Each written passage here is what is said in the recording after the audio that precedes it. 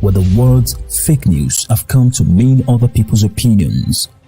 It is vital to rely on news platforms with journalists who have feet on the ground and can report the truth. New York Parrot, a New York-based national and global news outlet, is changing the narratives of media operations. We focus on the news that matters, like self-empowerment, entrepreneurship, finances, health, security, politics, and more. We strive to curb violence, racial and economic discrimination, and to promote peace and socio-economic development of multiculturally diverse world. As we give voice to the people, we also give your business a voice and make it heard. Get your product and services off the ground by advertising on our fast-growing platform.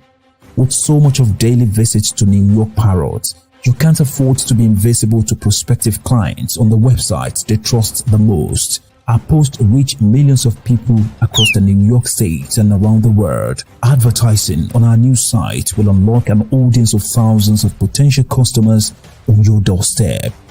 New York Parrot is born to prosperously speak tomorrow for the voiceless.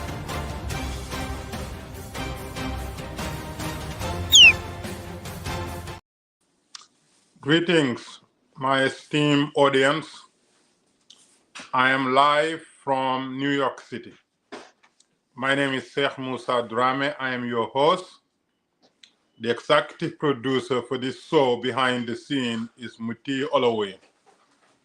Thank you for continuing to patronize us and thank you for sharing our videos, and thank you for watching, and thank you for sharing your input.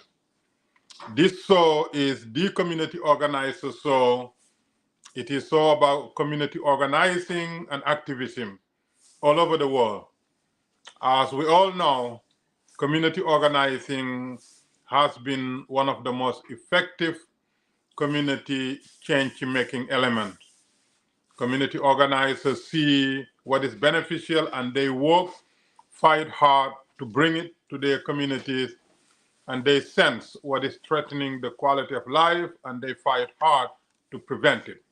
So in a nutshell, that's what community organizing is. And that is why this show is dedicated to community organizing for community organizers, so that together we can all live in localities that have, better quality of life, public safety, peace, and neighborly harmonious relationships. So today, the topic of today is really to express, our gratefulness for the recently concluded month of Ramadan. The Ramadan of 2024 here in New York State and New York City in particular has been one of the most gorgeous, neighborly, interactive moment ever. From day one until the Eid celebration, New Yorkers from all stripes, all backgrounds, all walks of life, all faith affiliations, took it upon themselves to making sure that Ramadan will be enriching by the love that we share as New Yorkers. And that was from the beginning until we celebrate the Eid. And I thought that it was befitting for me immediately after Ramadan, to dedicate this show to, thanking our fellow New Yorkers, our neighbors from all backgrounds, who made it their business, to visit Muslim quarters, whether it's a masajid, or whether it is their homes, or whether the places that they gather, or whatever it is, or even the place of work. Some non-Muslims made it so accommodating to the fasting Muslims. That shows the beauty and the gorgeousness of our, diversity in New York City. So, I am very, very grateful. I'm very thankful, for the solidarity shown during the month of Ramadan. And the month of Ramadan is a month of solidarity but it's also a month of sacrifice, month of discipline, and month of, retrospection. Muslims who fast, will dig deep within their souls, and they will look inward, to analyze the purpose in which they are living. That's why, the more you look inward, the more you can relate to the general public, those who are well off and those who are in the middle, and the too many who are barely, making it. And so Ramadan will give us the opportunity to really reflect on the roles that we, the fasting community of Muslims, must play so that we can at least normalize, these inequities and disparities between the haves and have-nots. Because once you are fasting, you deny yourself the usual permissible enjoyment of life, then you reflect on the reality of not being able to enjoy them, then that will really humble you, and it will also make you more realistic about the living conditions of those who are poor and those who have, less resources for the basic, sustenance of life. So New York made it so beautiful, made it so nice, made it so enticing actually to fast, because because of the neighborly interaction that we've enjoyed. So I said to my fellow New Yorkers, thank you, thank you, thank you. We acknowledge your fellowship, we acknowledge your neighborliness, and we acknowledge your solidarity, and we acknowledge, the conversations that we've had during Ramadan, and, accompanying us, throughout the month. Thank you, thank you, thank you. Now, let me, give special thank you to our administration,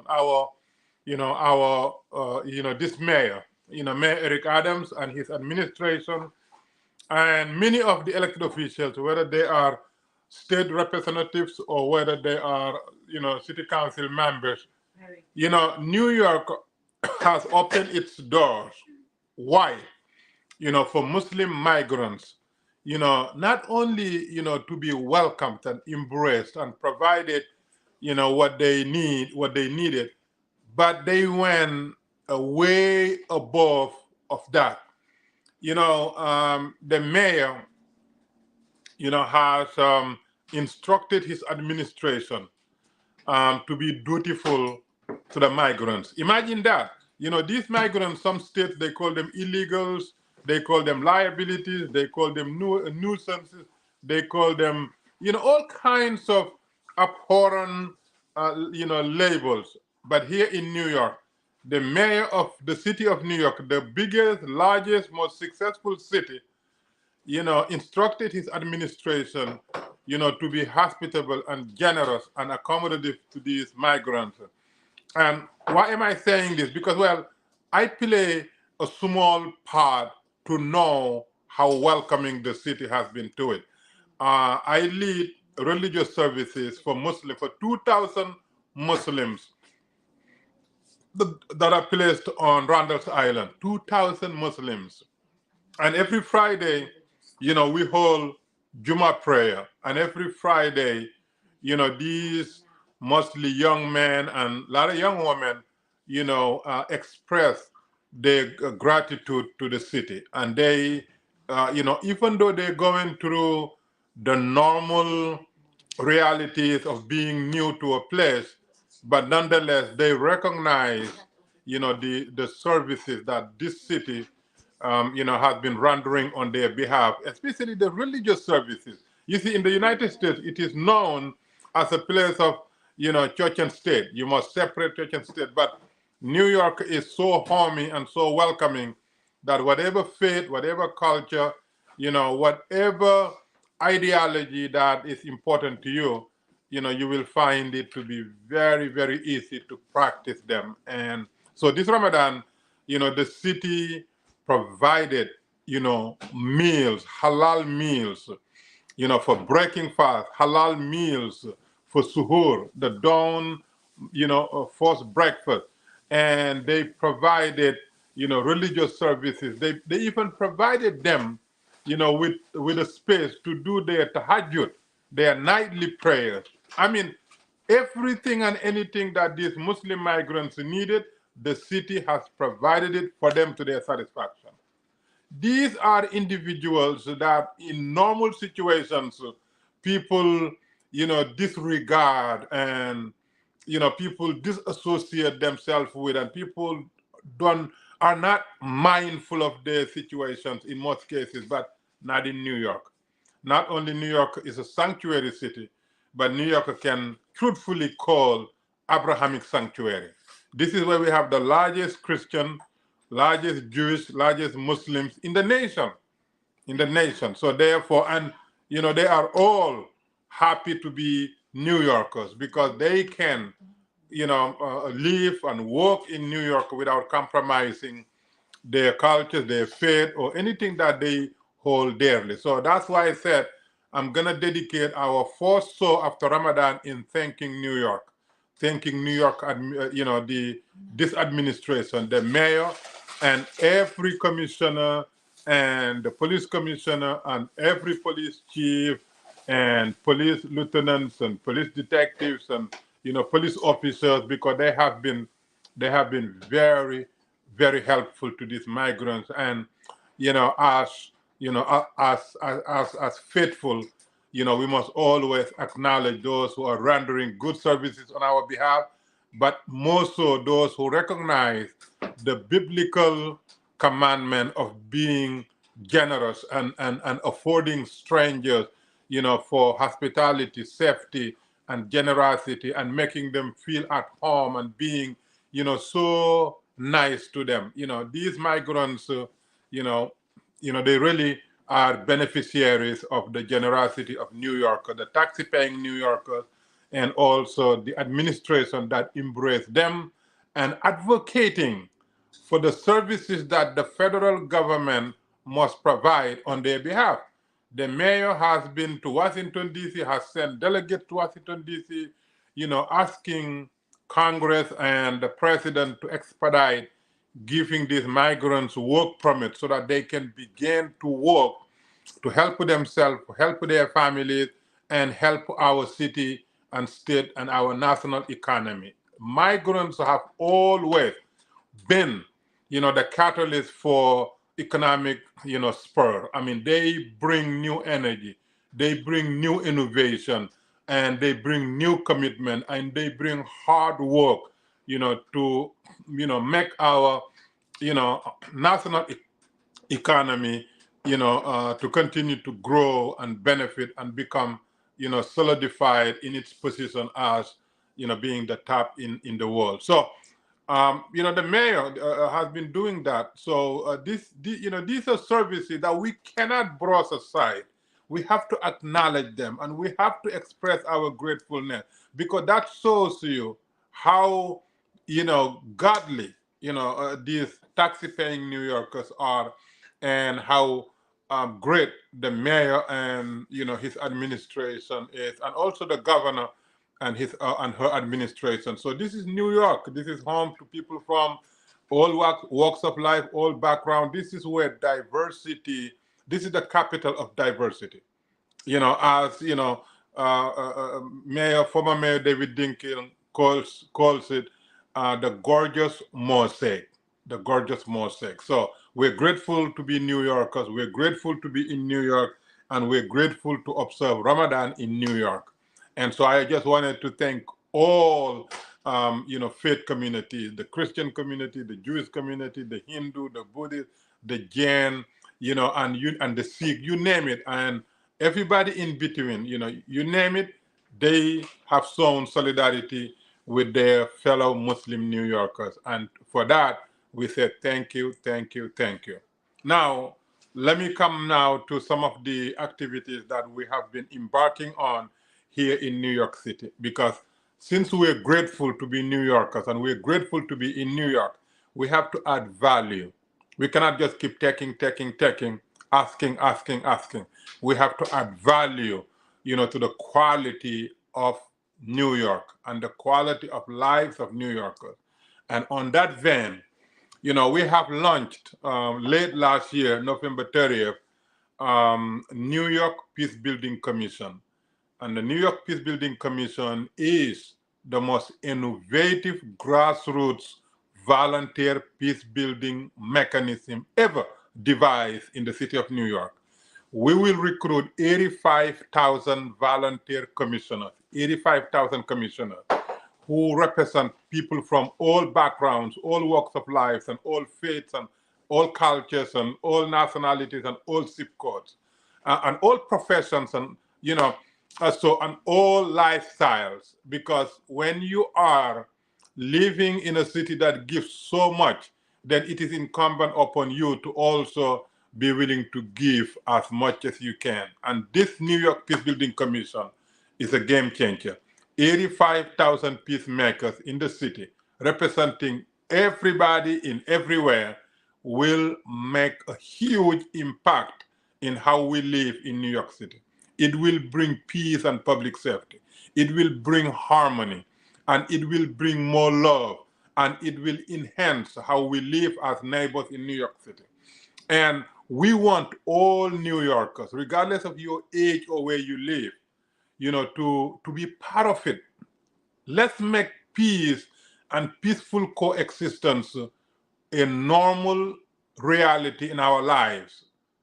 Let's make war and conflict and hatred, and crime and violence abnormal, rejected, dejected, and never accepted. And this is what New York Peace Building Commission will strive to achieve. A New York that is safe, friendly, nice, and conducive to live, and set up enterprises that will be successful. And if you are employee, then you work in, with companies that provide you with your heart's desire. That's the New York that we all yearning to live in. And that's the New York that New York Peace Building Commission, is striving to make a dent in terms of crime and violence. So, with that being said, I want to invite all of you, regardless of what you do, again, you are welcome to be a member and a commissioner for New York Peace Building Commission. And if you have criminal record or you were incarcerated, those will not disqualify. Your past wouldn't disqualify you as a commissioner. However, once you come and then you accept the fact that you want to be a member and you raise your hand and we sworn you in, then from that moment on, what you do and what you say and how you do them and how you say them matters to us a lot. The reason for that is we are peacemakers. Therefore, we must represent peace in our language. We must represent peace in our interaction. We must represent peace in our actions. We must be living peace, talking peace, and walking peace, meaning that everything about us must be peaceful. Even when violence is a necessity, we must do it in a way that everybody knows that this was the last resort. This peacemaker has done every single thing possible, but at the end, sometimes to maintain peace, you have to utilize violence, unfortunately. That's why our law enforcement carry weapons. It's not that they're there to shoot and kill people, but sometimes in order to save lives, you have to neutralize those who are, hell-bent on taking lives. Unfortunately, this world is very, very crazy. So therefore, no matter how, much we emphasize, living and breathing and walking and talking peace, sometimes you have to say, in order for us to prevent more violence, then we have to use whatever necessary, to end, violence. And I'm just giving a realistic scenario, because when we said you got to be peace all the time, so what about if somebody is hurting other people, somebody going to school with a gun, and you have the ability to stop that with a gun? Would you do it? Yes, you would do it, and you would be a peacemaker. Because if not, then we'll have mass shooting,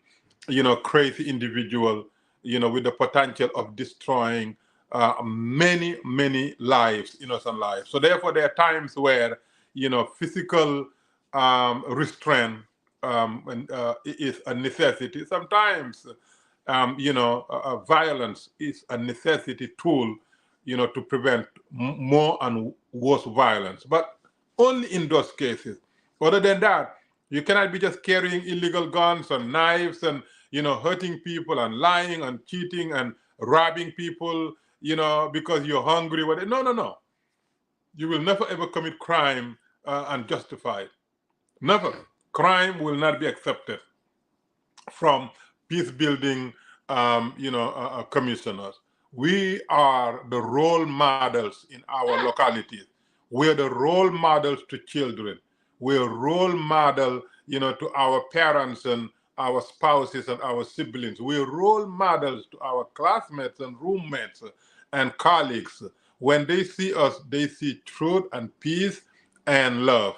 And when they talk to us, they would have no hesitation that whatever they tell us will remain within the confines that they want, they want it to remain. Meaning that we don't betray, we don't gossip, we don't, assassinate their characters, and we don't do anything to harm them or hurt them or undermine their integrity or bring them down. That is not the job of a peacemaker, especially a commissioner for New York Peace Building Commission. We represent the best of humanity so that we can fight the worst of humanity. That is, in a nutshell, the best description. So if you want to join New York Peace Building Commission, you can begin by going to our Facebook page.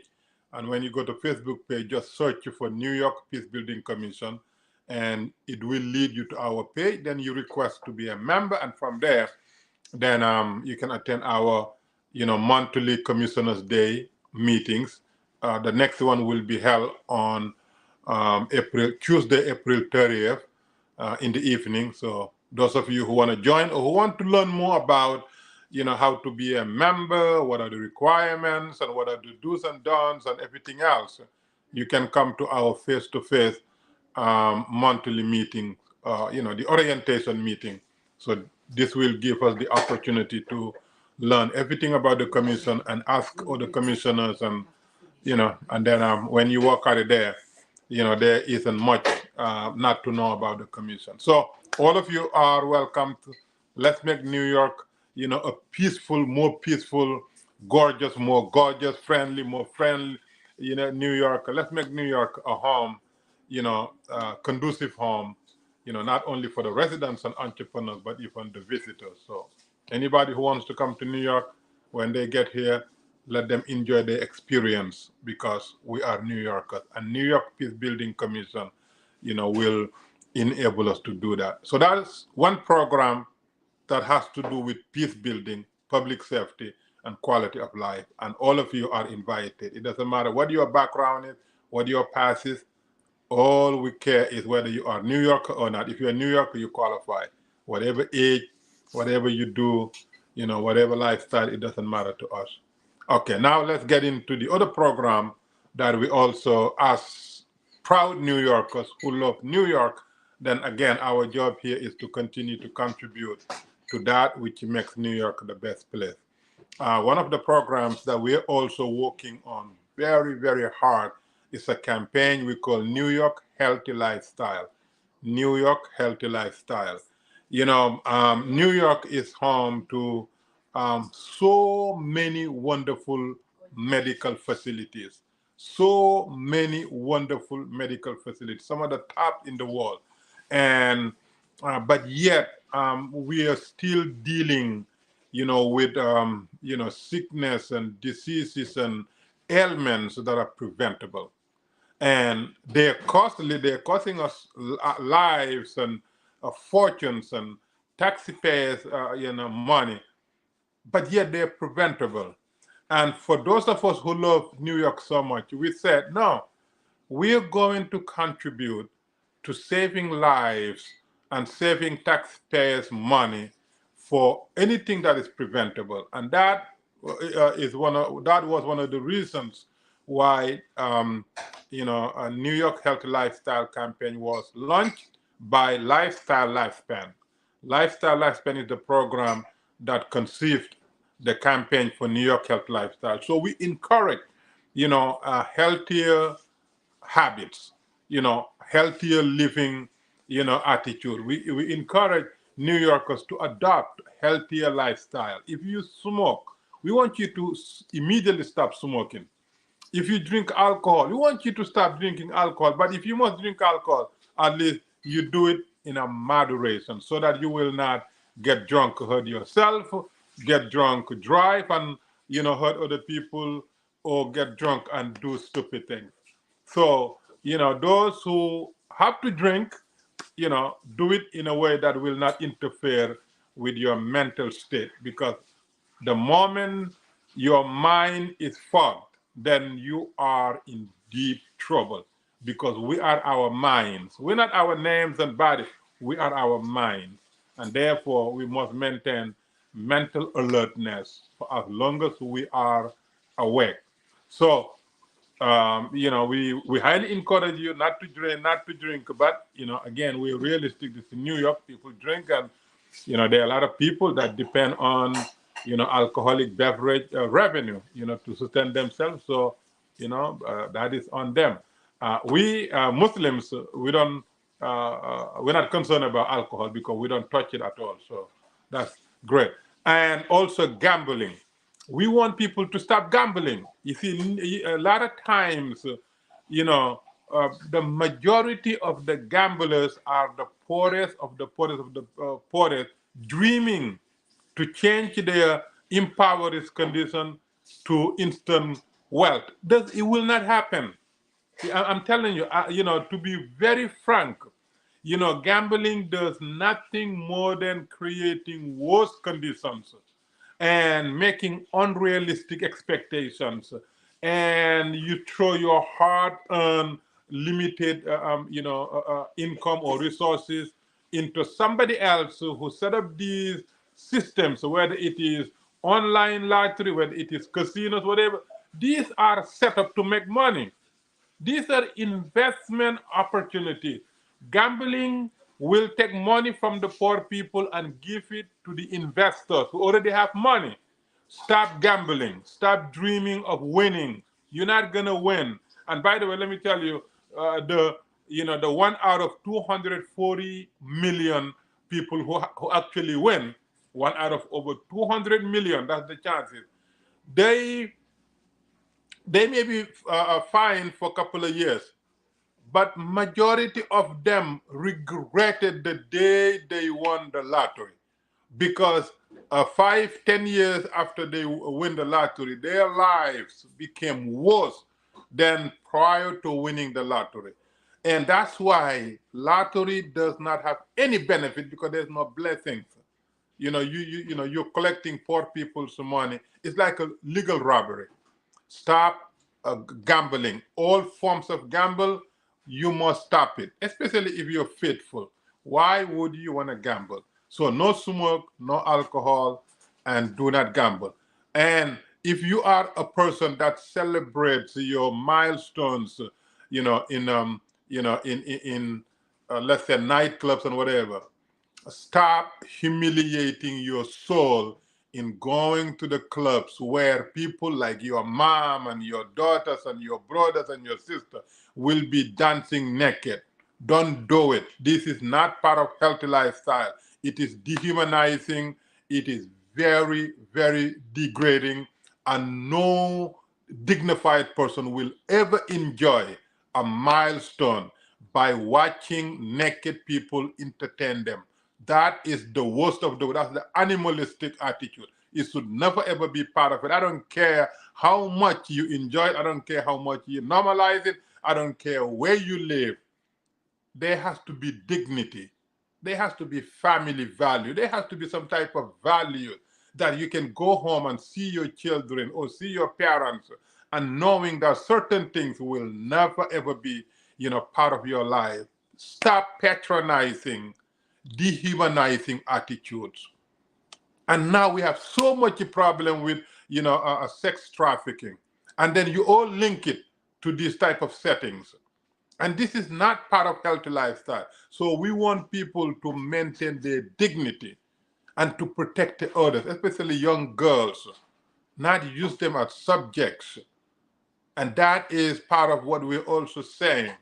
And in addition to that, we want you to begin to, consume healthy diet. Stop being used as guinea pig by these Madison Avenue marketing tricksters. They commercialize every junk, every harmful product, but the way they package it is so enticing that it makes it cool, to have it. It makes it cool to eat it, to drink it. But these are killers. And if you do not modify what you put in your body, you will continue to pay the price. That's why I said in the beginning, a lot of these costly and deadly sickness and ailments and disease come from our own consumption. We eat ourselves to death. We drink ourselves to death. We smoke ourselves to death. We drink ourselves to death. And we gamble ourselves to death. It comes from us because the commercials make it so enticing that it is cool. You work hard, you get your money, and now you want to go. If you're in New York City, you want to go downtown, you want to go here, you want to enjoy it, and there's a place where you can have the best alcohol. Everybody smoke like chimney. You can even play. There's a poker next to it. All this nonsense, and some of them they even have girls and boys dancing naked and or half naked, whatever.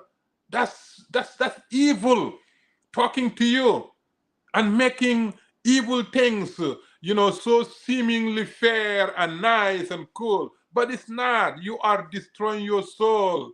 You are degrading yourself and you are removing every honor out of your system. So we want people to have healthy lifestyle. So eat right, eat organic food, eat fiber, and lessen the consumption of sugary and starchy and salty, things that carry no value but have so much harm in them. So we want people to begin to adopt a healthier eating habit. Forget about soft drink. I don't care what name you call it. All soft drinks are not helpful. Drink a lot of water, clean water. And if you don't trust, if you think they're clean, boil it and drink it.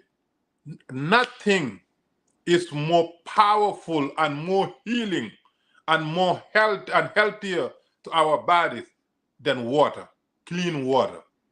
Because we are water. We are made of water.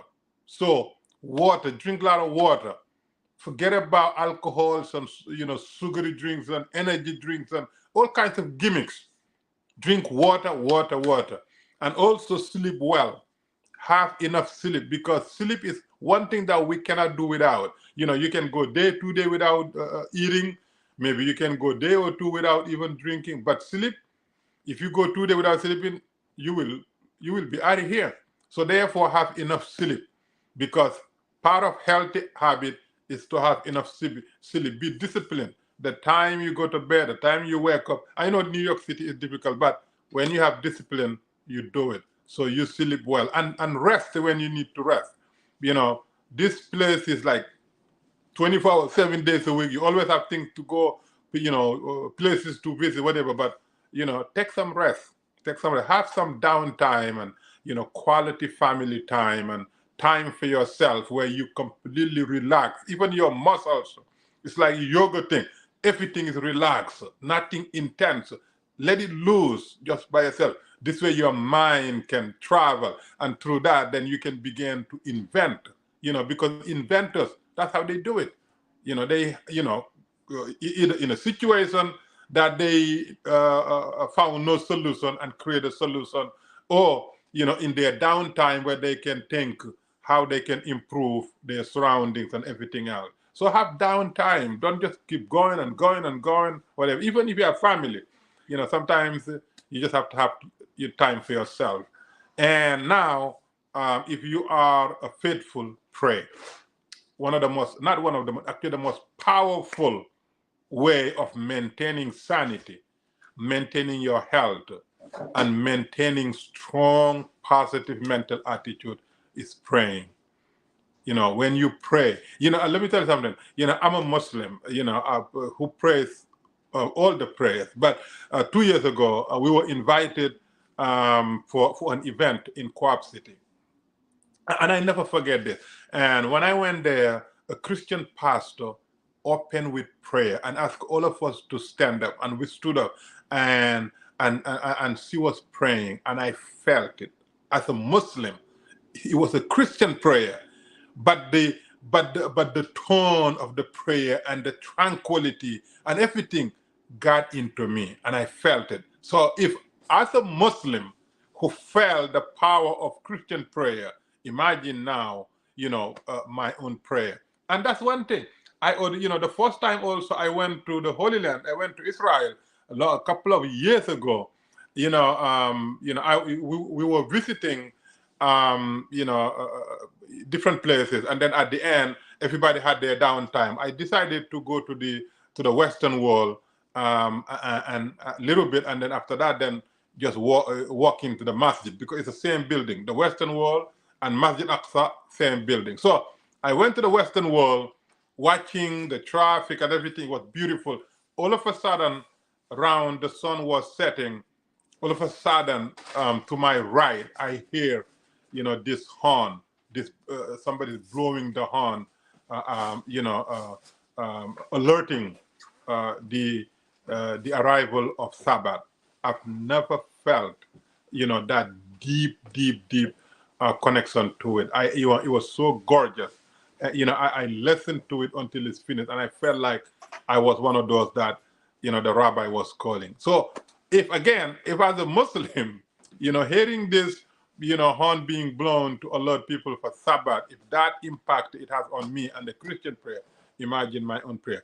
Now, same thing with, with others. So prayer is very, very important, because, it keeps us at check, to understand that we're here for a short period of time, and we're here just to accumulate as much goodness as possible, but we're not here for